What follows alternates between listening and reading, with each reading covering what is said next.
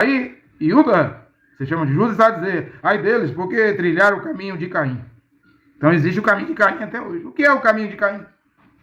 Que os filhos de Caim vão por esse caminho, por essa trilha. Vão caminhar pelo caminho de Caim. O que é o caminho de Caim? Iuda diz aqui, seduzidos por um salário.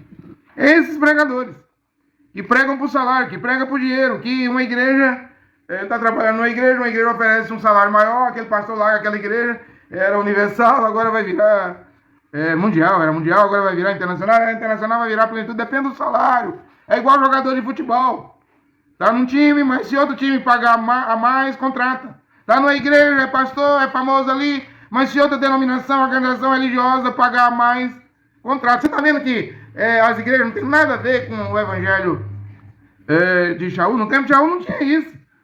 Não tinha denominações, não tinha divisão, não tinha organizações, não tinha isso. Ninguém saía de uma congregação para outra, porque tudo era a mesma congregação, era um só corpo, o corpo do Mashiach. Mas hoje não, são várias agremiações, entidades religiosas, dizem ser filantropia, sem fins lucrativos, mas trabalham para o lucro, como o Vaticano.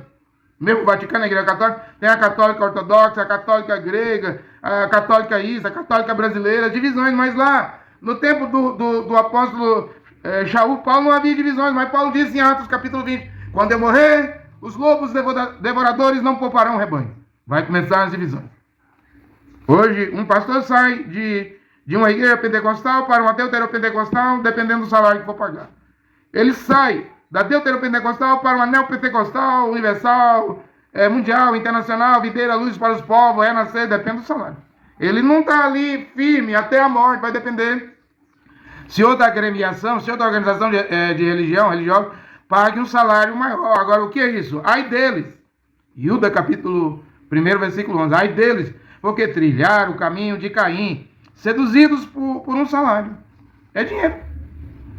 É dinheiro. Não tem Deus aí, é dinheiro. Não há Deus aí dentro de igreja nenhuma, quarto parede nenhuma.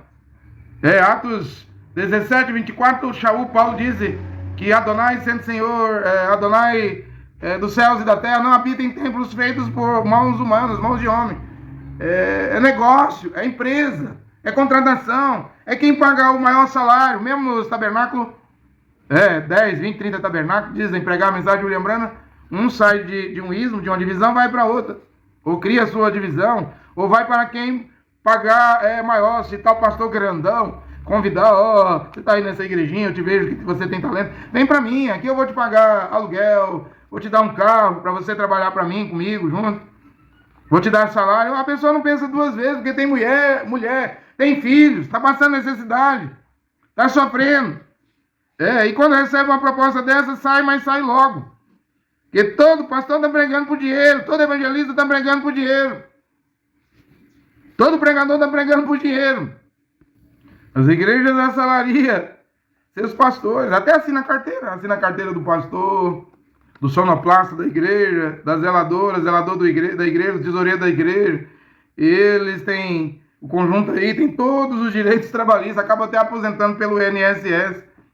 Já é tido como uma profissão, e mesmo que se não tiver carteira assinada, trabalhar 10, 20, 30, 40 anos, os líderes, presidente de igreja tem medo de ser processado na justiça do trabalho, porque é a justiça dá causa de ganho. Não precisa nem ter a carteira assinada. Eu já trabalhei como evangelista e pregador pelo Tabernáculo da Fé, aqui de Goiânia, Joaquim Gonçalves, falecido por quase 17 anos. Comecei lá em Natal, fiquei 2 anos e meio. Em Natal, depois Sergipe, depois Bahia, e eu não tinha carteira assinada. Eles começaram me dando R$500, acho que davam 5 salários mínimos, mas eu tinha que pagar aluguel, né?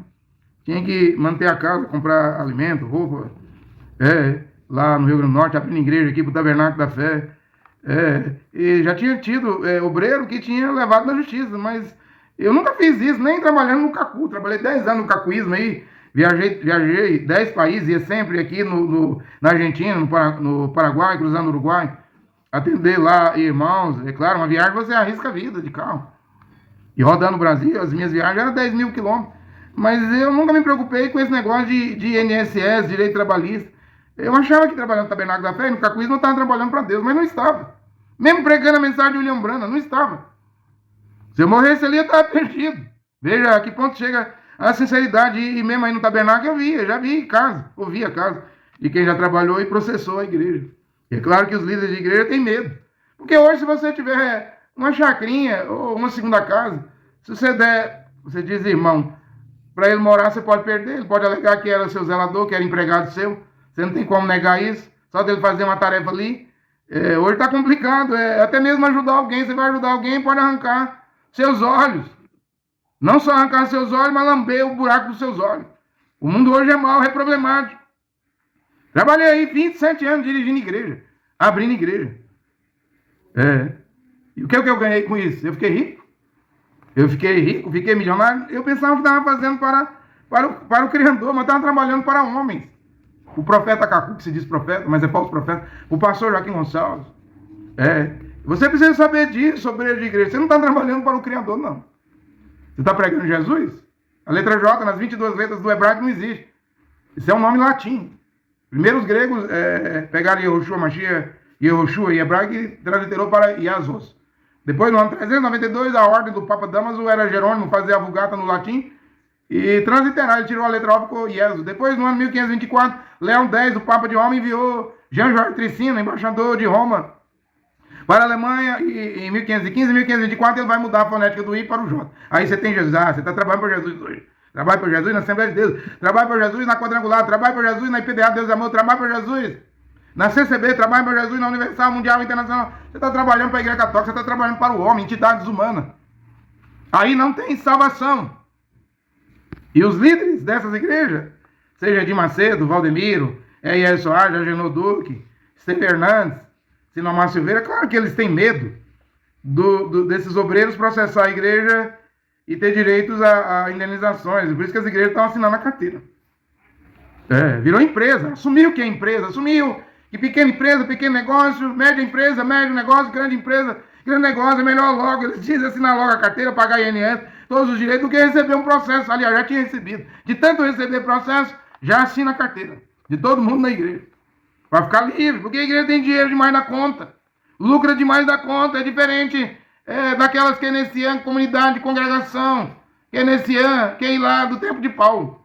Não visava lucro, dinheiro, mas era a fé, a salvação. Viver bem, se comportar bem, ser kadosh, ser um santo, uma santa, obedecer a palavra de Yehoshua Mashiach, o Filho do Criador, conversão, arrependimento, mudança de vida, boas obras, bons frutos, tudo isso, bom comportamento, para depois da vida ter direito a viver nas regiões celestiais aí para a glória.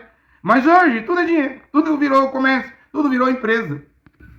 E foi a igreja romana, a católica romana, no concílio de Macon II, acho que no ano 583, 86, que trouxe o dízimo para o líder, para o sacerdote lá, hoje é o padre, né?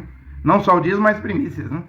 Porque virou a organização e o dirigente da igreja tinha que receber algo para pregar ali, para batizar, para fazer casamento, para fazer enterro, para dedicar crianças. E o que a organização fez? Vamos trazer os dízimos. Achando que era correto, porque os levitas recebiam dízimo. 11 tribos pagavam dízimo a uma tribo, os levitas. Eles acharam, a igreja romana, que poderia trazer isso de volta. E por que Paulo não instituiu o dízimo? Em Filipos, Colossos, Tessalônica, em Atenas, em Roma, na Galáxia, aos Gálatas, né? Por que Paulo não instituiu o dízimo? Porque pessoas estavam sendo pastores, dirigentes de congregações por amor. Trabalhavam secularmente e ainda fazia a obra do Criador gratuitamente, seguindo o modelo de Paulo. Porém, o catolicismo começou a ficar grande como está grande hoje, 1 bilhão e 400 milhões só de católicos, viu? Estou falando protestante, pentecostais, deuteropentecostais e neopentecostais. E como a igreja católica trouxe dízimo no concílio de Macon II, as igrejas protestantes também trouxeram dízimo, contribuições, salários para pastores, assim os pentecostais da Assembleia de Deus. Como é que é a Assembleia de Deus? Quando eu estava na Assembleia de Deus, eu era adolescente, tinha 16 anos, em 1989 a 1995, lá 100%, 30 ia para a sede, 30 era do pastor, mas tinha um valor estipulado lá que o salário do pastor não podia passar daquele teto, 30 da congregação. Deve estar o mesmo sistema aí. Deve estar o mesmo sistema aí. E quando eu estava lá, qualquer pedreiro, analfabeto, diácono, pedreiro, analfabeto, podia ser dirigente. Hoje, só se tiver teologia na Assembleia de Deus. Hoje, só se tiver filosofia, ficar esperto. É igual os padres, os sacerdotes da Igreja Católica. Dizem sacerdotes, Tem que ter curso de teologia e filosofia. E assim é cada igreja.